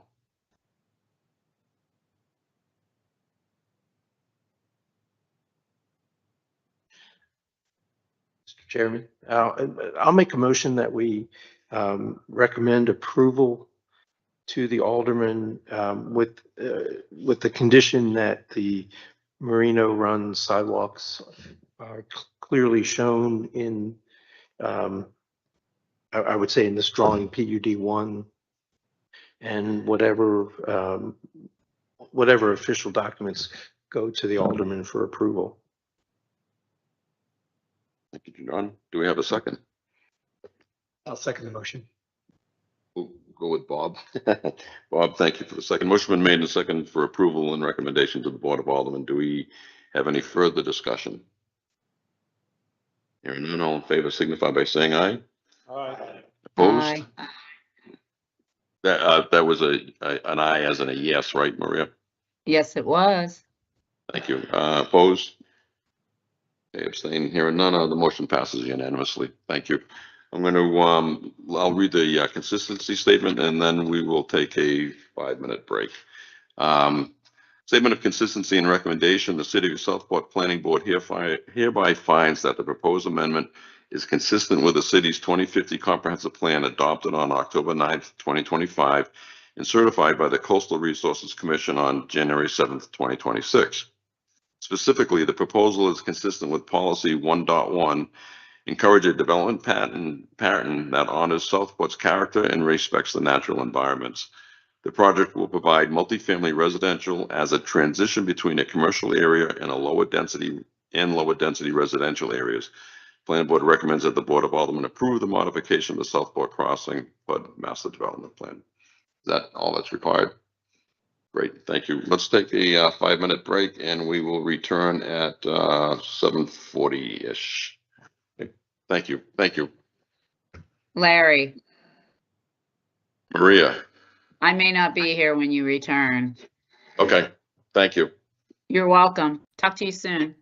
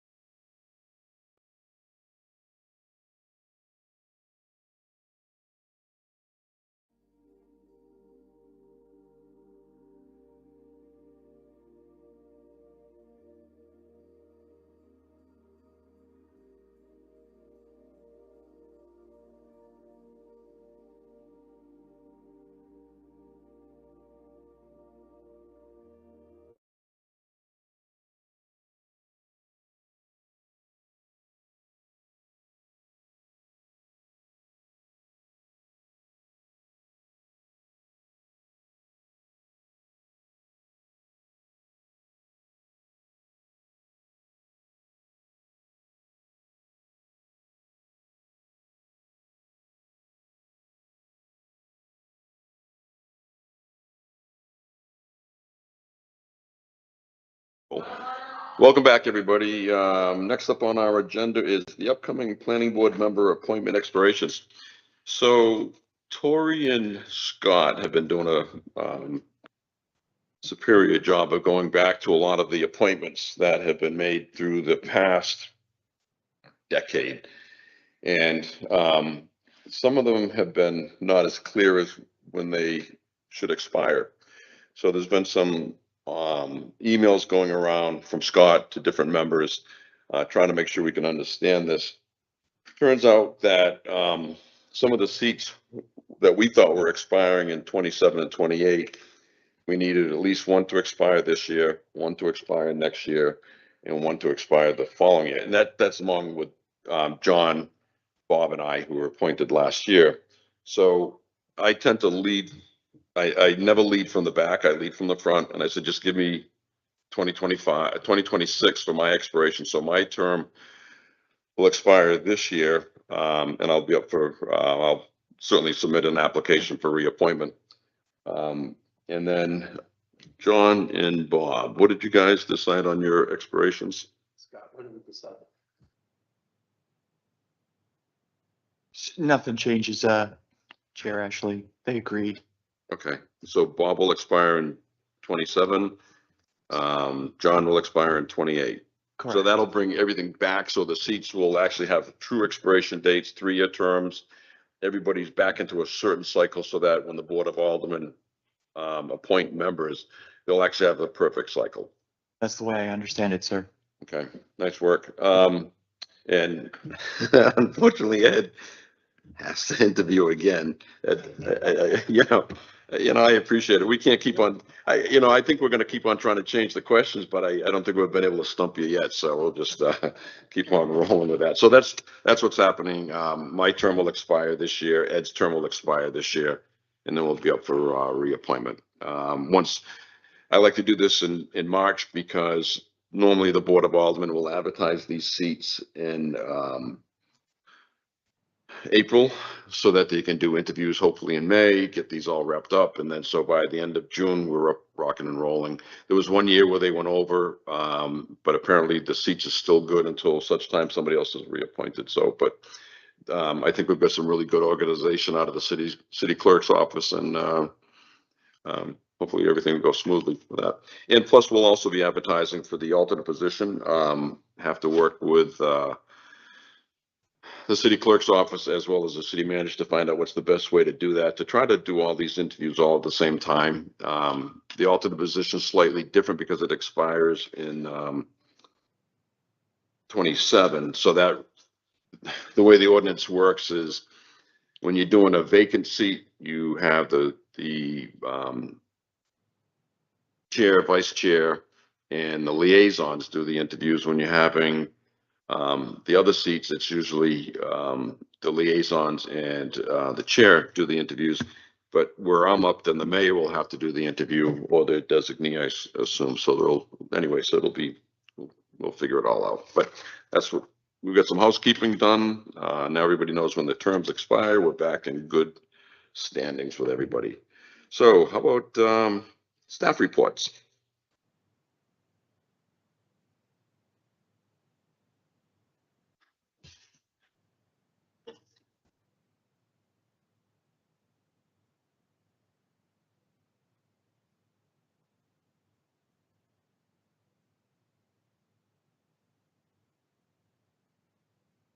All right, thank you, Mr. Chair and board members. So updated planning department updates. I find the sweet spot with this thing. So essentially in the past month, we've had one forestry committee meeting where I presented a proposed text amendment to the tree ordinance for the forestry committee's review. We've received a lot of great feedback on that. There are some questions that are of a legal nature that I will be presenting to Director Meehan once I've polished up their notes, the forestry committee's notes.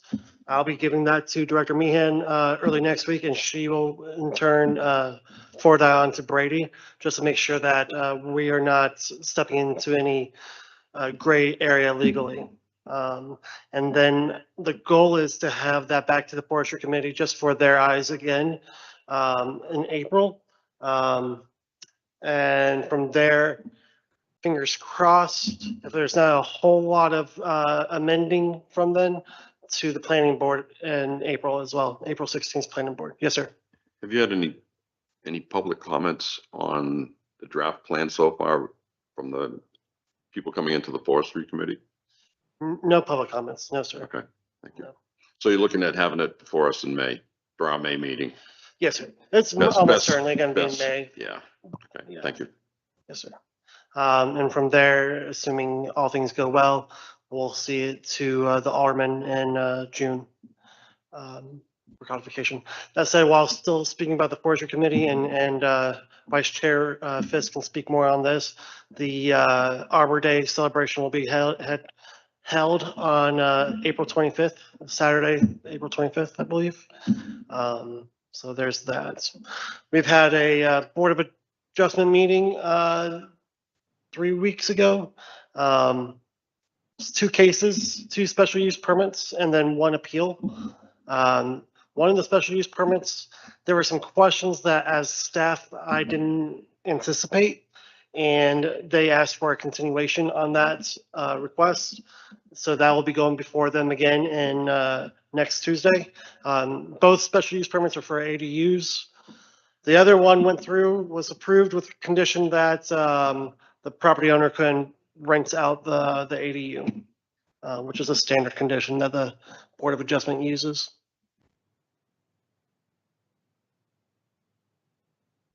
Good to go. Did you say that it would be renting the ADU? No, What I heard? sorry, no, the special use permit was for an ADU, and it was approved with the condition that it couldn't be rented out. Could not. Could not. Okay, that's why my Could eyebrows not. were touching. I'm like, wait a minute, what? Yeah, sorry for the misunderstanding there. That said, the appeal was granted in staff's favor. It was regarding the fence over at 410 East Bay Street. And so that was a victory for staff. Coming up before us at Tuesday's Board of Adjustment meeting are two more special use permits, both again for an ADU. One is the continuation from last month, and the other one is 206 West Moore Street, requesting an ADU. And then we also have another appeal that would be going before the April's Board of Adjustment meeting. Out of curiosity, there's a lot of ADUs going before the Board of Adjustment. Is there something we should be changing with our ordinance so that, because I assume they're all being granted, are any being denied, or is there something we're missing in our ordinance that would require people to continue to do that? Should we be changing our UDO to make sure that people don't have to go through those steps? I would love to give my opinion on that. However, I can't. Would you mind answering that question? Thank you. I generally would give my opinion on it. It's just I have a big feeling for it, and I might overzealously say something wrong. So I Fair enough. apologize. Yeah, thank you. I think that this is a discussion that we can have, absolutely. I don't know if there's the right answer at this point, but I do feel that this is a conversation that needs to be had. Yes. Thank you. Thank you. That's a good opinion. Thank you. Well, That's a lesson in diplomacy right there. so Wendell, I think everybody at the table is assuming that most of the ADUs get approved. Is that the case? That is the case, and that's Yeah. one of the things you'll see with the that dashboard I presented. The only things that are denied, generally speaking, are variance cases. Special use permits are almost always approved, assuming that all the specific use standards are met and there are no extenuating circumstances that would create a safety issue. So that to that question, yes, sir. So most of that discussion could be contained in the UDO, I guess, right? Yeah, I'll refer back to Director Meehan's comment there. Yeah, it's something that we can continue on discussing. Didn't we have something that we were sending over to the Alderman last year about height versus setbacks, was that one of the things that never made it past the podium in October of last year? That's absolutely accurate, sir. Yes. So we were already working Former in that Mayor direction. Holt had some issues with the entirety of that Okay, text amendment. Okay. This isn't, that has not gone away. Okay. It's just more pressing matters that came before us. I expect to have that presented to you guys in the next couple of months, Okay. If not early summer. yeah, I'm just one of these folks, and it's certainly up to the board, but it seems to me that if people keep on having to go for these special permits, then it doesn't sound like that's the right way to do it. You know? Yeah. Okay, thank you. Hey, Linda, can I interrupt then for a second? So it sounds like a conversation is desired to be had. What do we need to do to have that conversation? I will talk to Mo and we'll get it going. There we go. And that is our development in a nutshell for the past month. Thank you. Did you mention HPC? Oh, No. that's Mo's. All right, thank you. Thank you. I need little initials next to updates. Chair, I really don't have much else. I did want to note two things. One, the Historic Preservation Commission, we are working on updating the standards. Currently, there are some changes that the HPC requested at their February meeting that were it was pretty large ask. So it's taking staff some time to make sure that everything is consistent throughout the document, and also to make sure that we're meeting all of our statutory requirements for that. So that I do want to keep, and so that will be ready next week and available with their packet for their April 1st meeting. So. Do we have a target date for us? For it coming before us? I don't know if it's going to come back to you. Okay. Yes. Yes. Thank you. The other thing I would just like to announce that Indian Trail Meeting Hall is open. And so starting next week, all meetings will start being held. All regular meetings at the Indian Trail Meeting Hall will be held there. So the Board of Adjustment, Historic Preservation Commission, Forestry will all be back at the Indian Trail Meeting Hall moving forward. Just a quick question for Scott. Cemetery committee question. We were advertised first for JC, and we got moved to City Hall. Now we're going back to Indian Trail. Do we have enough notice with the meeting being next week, advertising wise, on the location? I don't know. I wasn't part of that conversation. Okay, I'll check with you later then. Sorry, I'm doing a different committee's work at the same time.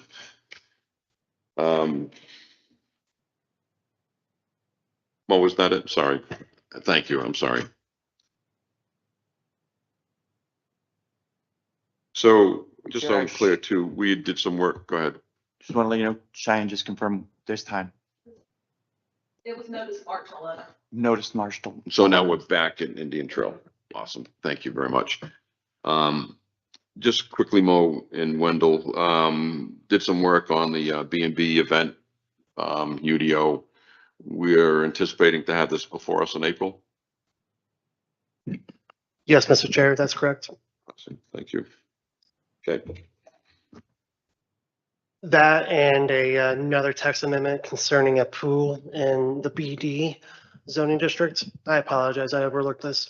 So coming before you guys in April will be the B&B text amendment proposal that we've discussed. And there's a single family residence that's currently in the BD district that's looking to have a pool as an accessory to their house. The UDO does not currently allow pools in the BD zone. It's just blanketly not permitted. They have put forth a text amendment to change that. So that'll be coming before you guys then too. Could we, because that seems like spot zoning, what's keeping us from allowing pools in the business district regardless? It's blanketly just not allowed in the BED. I don't know why that was the case when the text amendment or when the UDO was written. But it's just not, it's just not allowed right now. How many homes do we have in the business district that would would have to come before us for a pool. If they all Not wanted. not a lot, but we do have situations where there's potential hotels that are going to be in the business district where they may want a pool, Yeah, but currently can't have one. thank you. Doesn't Port City Java have a pool next door? Okay. All right. Let me repeat that. That's Central Business District and it's next door. All right. I've got a question for Go Wendell. ahead, John. The grading land disturbance, do you know ETA for that to come to the board? I'm reading out, I'm cheating. I'm reading out of the agenda package here, that it's listed as something that's coming first or second quarter. Yeah, we'll have to work, we're working with stormwater engineer Tom Zonick on that. We still haven't gotten a solid date on when that's going to come forward. Okay. Can we set one, June? Or is that just jumping way ahead? Because it's not ready for prime time yet. Yes, so we sent the ordinance to Brady, the city attorney, for his review. He had a few questions because there are some state ordinances that they provide to get to for people to use. There's like some form kind of letter type ordinances. So he wanted us to make sure that we reviewed both to make sure there were no inconsistencies and that we were making sure that we were meeting, kind of looking at those ordinances as well, that we weren't overstepping. So we're taking a look at a couple things on those. And as soon as it is ready, we will bring it forward. Absolutely. Thank you. So moving on to board comments. Maria, are you still on the line? Okay, let's start with our newest full member, Ed. No additional comments tonight. Okay, thank you. John? I appreciate the planning staff and the amount of time they spent with us on this development that we discussed today, and appreciate the work, and really, you know, these discussions were the difference in my mind between approving it today and delaying it or not approving it. Thank you. Bob? No additional comments from me. Thank you. Thank you, Bob. Fred? Just as a comment on what Wendell said earlier about the Arbor Day, it will be held in Franklin Square Park on April 25th. It is approved under the current circumstances to be held at a city facility, and the mayor will be there, and there'll be some interesting speakers and a Kona ice truck there. And we moved it to Saturday to try to get more people to attend. It'll be at 11 a.m.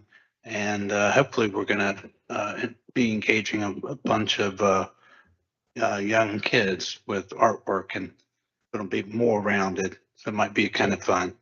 Mark your calendars. Thank you, Fred. Doug? Echo what John said. I mean, just the time spent with each one of you individually this week helped me tonight, and also for future work doing. I think subcommittee is with staff is a great way to get stuff done faster and better. That's all, Mr. Chair. Thanks. Thank you, Doug. My comments. One of the questions I had, and Mo, I think will have to work with you on it.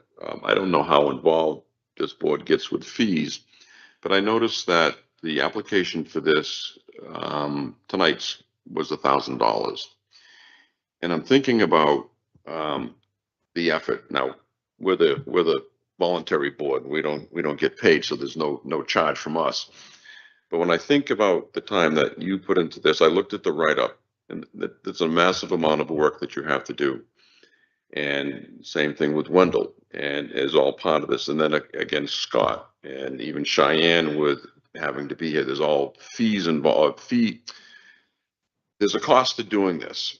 And the same thing with the Board of Aldermen, they're paid as well. And so there's a lot of people that have their fingers in this process. And when I think about the cost versus, I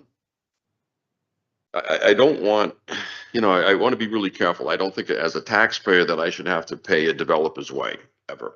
I think it should be put on the developer. So have we ever done any kind of time study to make sure that based on hourly rates or however the rates are, because even in the technical review committee, fire chief, police chief, fire marshal, public services director, everybody's getting paid to do this work. So even if they spend 2 or 3 hours on it, there's still a cost to it. Do we ever do any kind of a fee review to make sure we're at least covering the city's costs? Because in my mind, it shouldn't be on the taxpayers, not a dime.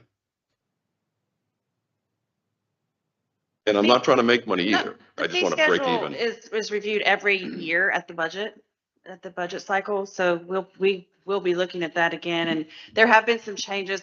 To be honest, we haven't had many of these major modifications except in the last year. We just happen to have 2. So it's something we can definitely look at, but I think it just wasn't something that we came up very often. So when we were looking at it wasn't, there were other things that seemed to be a higher priority when we looked at those. Sure. And I realize that some of them are going to be lost leaders because they should average out that is no cost to the taxpayers. But I don't mean just with this. I mean with anything else that comes to you for a permit that costs X dollars, even regardless of, I just want to make sure that we're at least covering our expenses. Absolutely. Yeah. And that's probably out of my realm, but I just want to me, it's just always bothers me. The other thing I should comment, I sent something over to Mo. Last year I asked about data centers and I'm bringing it back up again. I think it's time that we start looking at data centers and how we regulate those within our community as well. They have a large impact on water. They have a huge impact on electricity, power usage, as well as neighborhoods. So if we ever wind up with a data center, I want to make sure that it's, heck, we did vape shops last week, and I think at the very least we should be doing data centers as well. So working with Mo on that, we'll hopefully have something before the next couple of months to put before the board. So. That being said, that's it. Thank you, everybody. I will call the meeting closed. Thank you. Nice work tonight, everybody. Thank you. Or what? Oh, yeah. How about a motion then? Thank you. How about a motion to adjourn? Yeah. Yeah. I was so excited. Motion been made. Do I have a second? Second. Thank you, Bob. Motion been made a second to adjourn. Any further discussion? Hearing none, all in favor signify by saying aye. Aye. Opposed, abstained.